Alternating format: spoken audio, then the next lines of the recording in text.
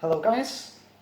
Today I would like to present to you one of my projects that I've been working on a lot on Dueling Book, and that I have been finally at least for most of the cards, been able to acquire IRL, and it is a very strange deck.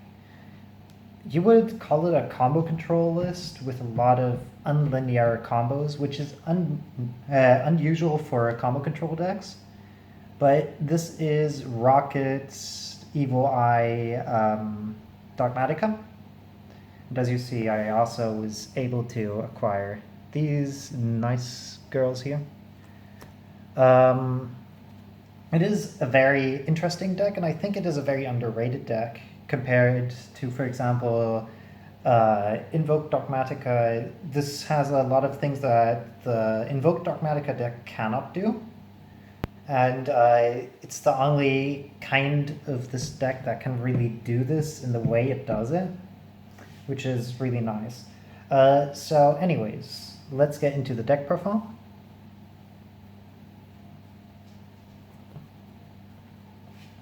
First of all, triple Cerzio and one Basilius. The nice thing about the Evil Eye cards is if you cannot afford them, couldn't afford them before because this guy was a 20-euro card, you can now buy them for literal cents on Card Market. It is very nice that he got an ultra rare reprint. I still play the secrets because I got him like this, though I ordered also some low rare cores just in case because I want to stock up on it. And you play the one Basilius as an extender. You could play two, but I play one due to space in this deck. We're already running 41 cards due to the size of the engines. But this card is very essential in a lot of the combos that you do. And then for the next card, and it's the best card in the deck, Triple Magician Souls. You may remember from my other Evil Eye lists that Magician Souls played a big role in this. This also is the case for this deck, but this also allows some new combos that I have found out, which is nice, and it has some synergy with the other archetypes that we are playing with. Then for our next archetype cards, we are running one Rocket Recharger and one Rocket Tracer. Recharger allows you to, with a combo of Striker Dragon, or if anything gets destroyed, you can pitch this and summon back like an Evil Eye monster if you want to. Or you can just make Savage with this, and that's the main intention of this, to make Savage. You could also play Dragoon instead, but I don't want to play Dragoon in this deck due to the bricks, and I don't want to play bad cards to draw. And usually all of them, except for this one, are really good to draw, which is very nice about the deck. Then we are playing Dogmatika Engine. We're playing two Ecclesia, the Saint, the normal summon. That is not only a normal summon, but also a special summon. It's also an extender. Why not play 3? Because at 3, it comes up a lot that you dead draw the third and it doesn't do anything except for produce pressure.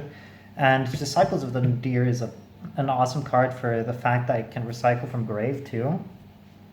And yeah, still need a second and a third prismatic here. But I don't have the money for that right now. Then the synergy between Dogmatika and Souls is that this is our Souls target, Dogmatika Fleur de Lis.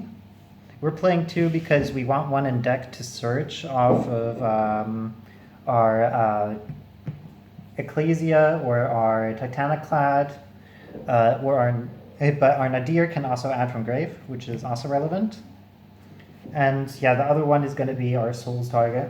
And it's just generally good to always have a Souls target in deck. But it happens a lot, unfortunately, that you'd draw one and then draw the next and the next turn, which is really sad if that happens. But anyways, we also play another monster that is still engine, and that is Dragon Buster Destruction Sword.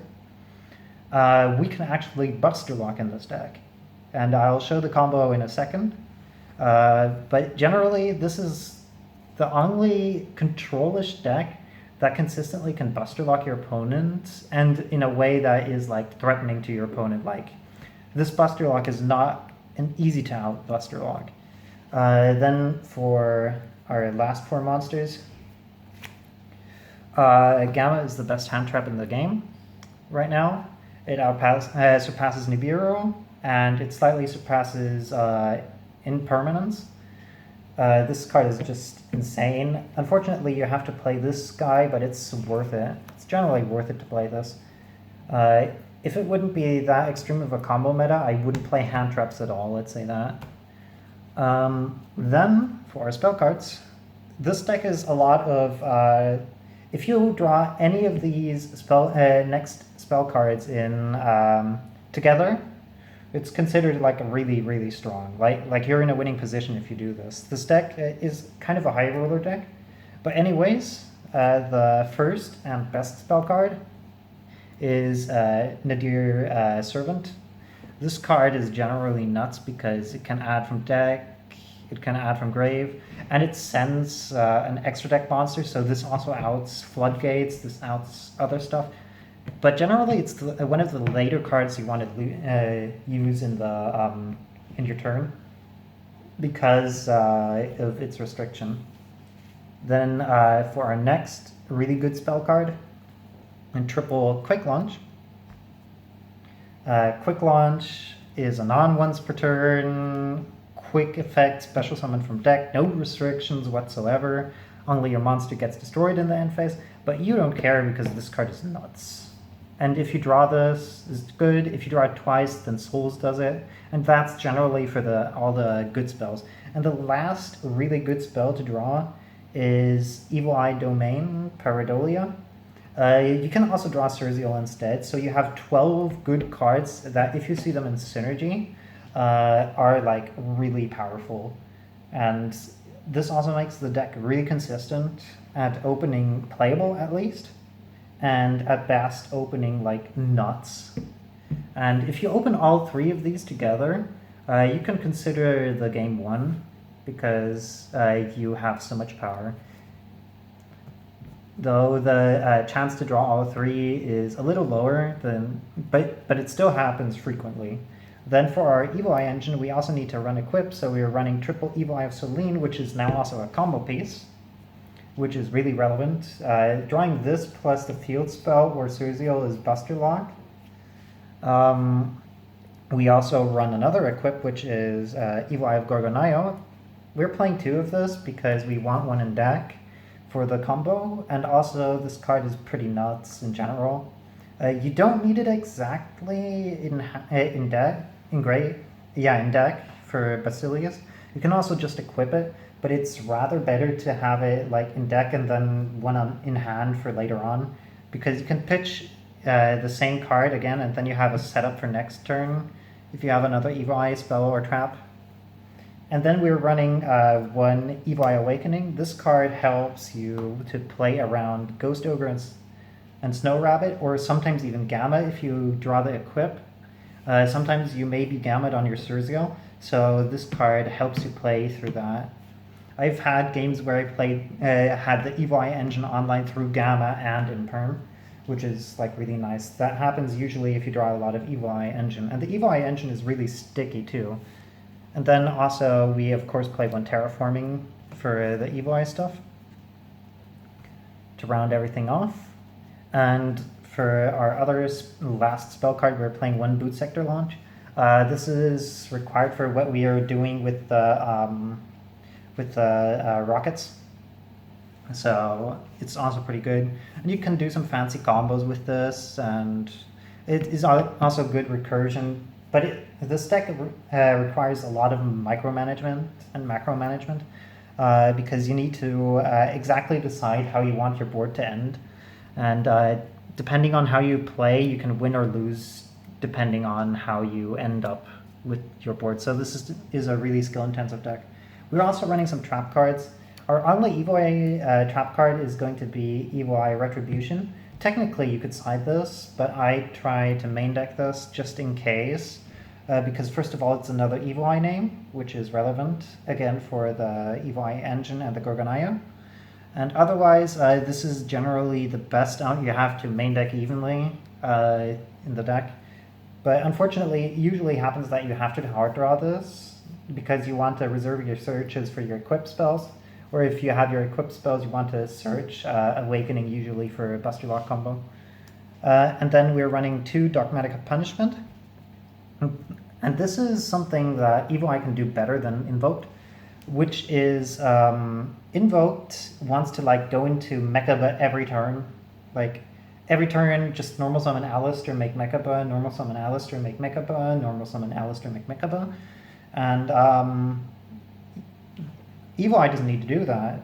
Evil Eye just needs to like summon their Link monster once, or like summon the Union Carrier once, and then you just sit for the half of the game on Surziel or Surziel or Gorgon, and then you're all fine. So you can Dogmatika Punishment, and you're not that restricted next turn.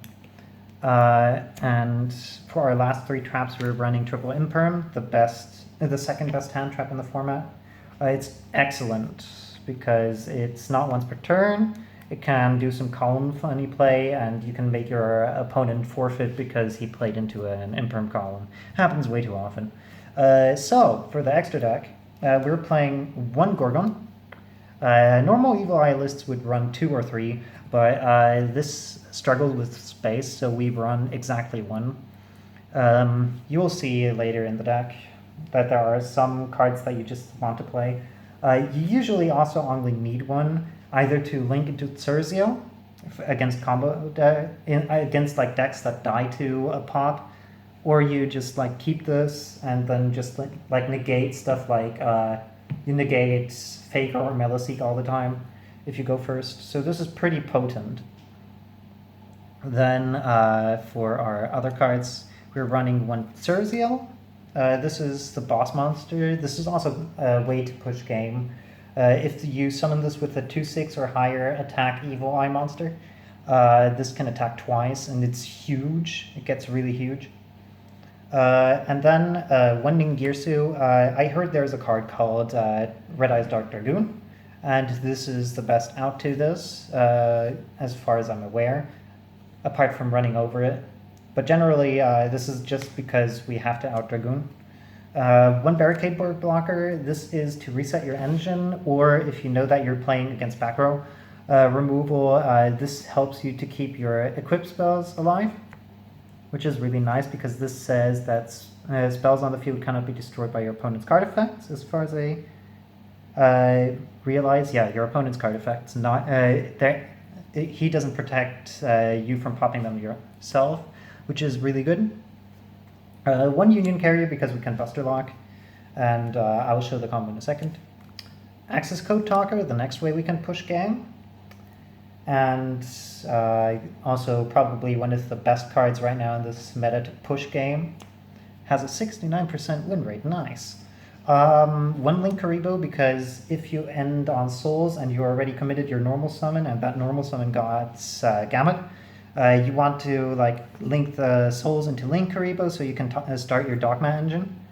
So that is relevant. And sometimes you just want Link Karibo against like Dino, you really want Link Karibo in grave. 1 Celine, Queen of Master Magicians. Because of the Dogma engine, you can run this and you don't care too much about... you can use this quite frequently. So if you have like Fleur-de-Lis and Union Carrier or Gorgon on field, you can go for game quite quickly. Then our last Link monster is Striker Dragon. It's for the combo. Then for our fusion monsters, 1 Titaniclad, the Ash Dragon. It's a good card because if you send this off of Nadir, you can play around like Nibiru, which is good. And sometimes this deck plays into Nibiru, which is you have to pay attention to. And but Nibiru is not played much, especially with Dragoon running around. And his accomplices are 2 Incest. Entis or Intis or Nts, however you want to call her. She is very good with punishment. And speaking about being good with punishment, we are now going to our synchro monsters. First off is Psyframe Lord Omega. He recycles punishment, and sometimes he resets your entire Dogma engine, which is really relevant. Milling him is like really good, and against Sky Striker he's also really strong because you can shuffle back the Ray, and generally really strong card. Then we are running one Chaos Ruler, the chaotic magical dragon.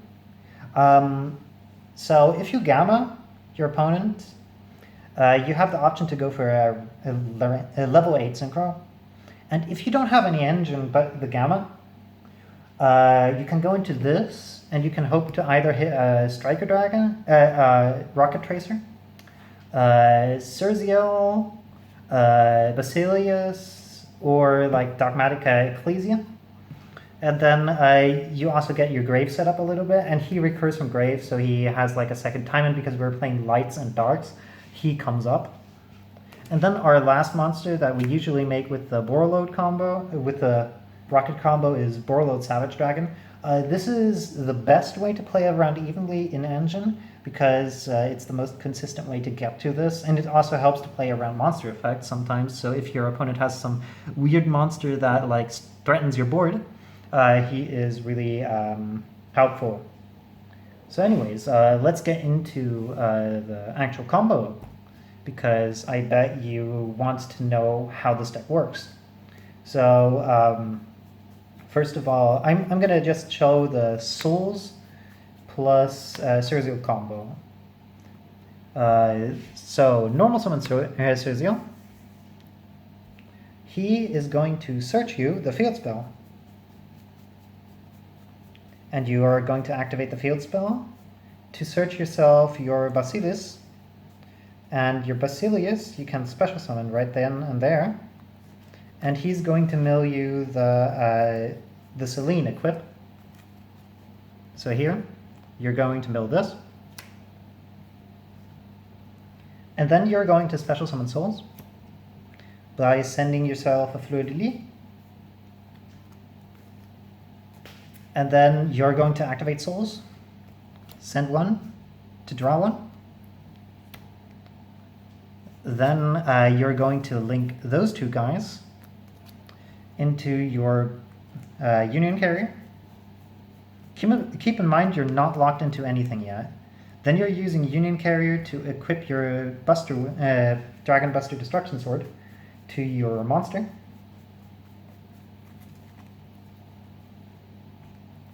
And then the sequencing is like irrelevant, but you're generally going to do this here. So this is your board state right now.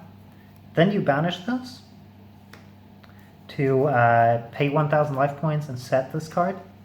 Then you can equip it with Surziel, and that gives you Surziel that is protected by Selene, so he cannot be destroyed by battle or card effects, and he cannot be targeted with a Busterlock.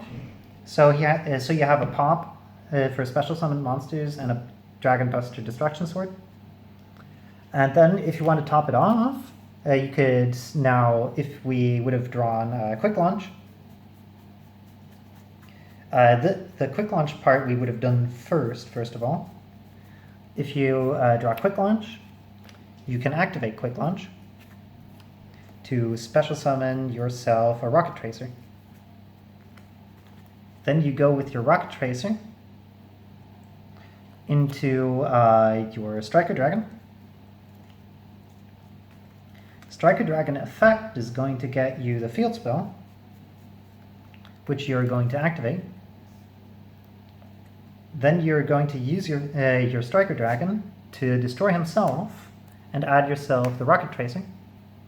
You're going to special summon the Rocket Tracer off Boot Sector Launch, and then Rocket Tracer is going to destroy your field spell to special summon yourself a Rocket Tracer, a Rocket Recharger.